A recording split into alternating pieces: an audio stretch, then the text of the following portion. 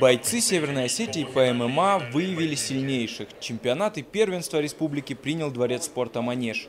Открыли соревнования олимпийские чемпионы Хасан Бароев и Хаджимурат Гацалов. А с ринга заряжали публику «Золотой голос Осетии» Олег Тайсаев и ансамбль народного танца «Сармат». После выступлений началось действие. Бои проходили в очень напряженной атмосфере с огромным накалом страстей. Сотни болельщиков поддерживали своих любимцев. Это доказывает, что в нашей республике развитие боевых единоборств идет очень активно. Уровень растет, ребят, то есть вот даже видно, мы даже Южную Осетию пригласили поучаствовать в нашем чемпионате и первенстве республики. И глядя по ним, и прошлогодний турнир, если посмотреть, то мы большой рывок сделали в развитии смешанных единоборств в Осетии. В соревнованиях приняли участие более 100 спортсменов. Приехали команды со всех районов республики. Кроме того, за победу боролись и атлеты из Южной Осетии. Они показали зрелищные бои и запомнились зрителям.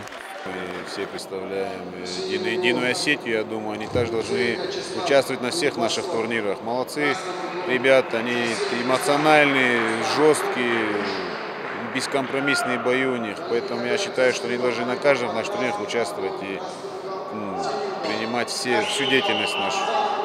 Федерация ММА в Северной Осетии существует всего 3 года. Столько же и проводится чемпионат. А вот первенство среди юношей проходит впервые.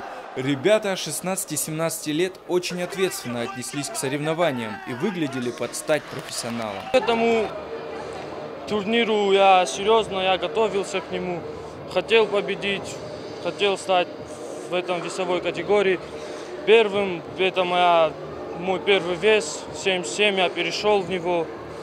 А что досрочно закончился, я хотел на все 2 раунда, я рассчитывал себя. Хотел 2 раунда отбиться, но получилось так, что я закончил досрочно. Сразу после турнира сборная Северной Осетии отправится в Черкесск на командный турнир.